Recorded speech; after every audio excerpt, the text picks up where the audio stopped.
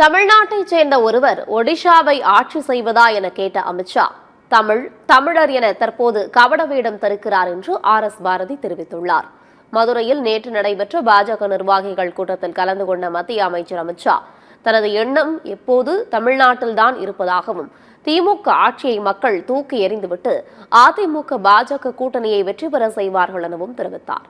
இதற்கு பதிலளித்து அறிக்கை வெளியிட்டுள்ள திமுக அமைப்பு செயலாளர் பாரதி, தமிழ்நாட்டைச் சேர்ந்த ஒருவர் ஒடிஷாவை ஆட்சி செய்வதா என கேட்ட அமித்ஷா, தமிழர் என கபட வேடம் தரிப்பதாக கூறினார். பாஜக ஆட்சி அமைந்தால் தமிழ்நாட்டை மணிப்பூராக மாற்றிவிடுவார்கள்.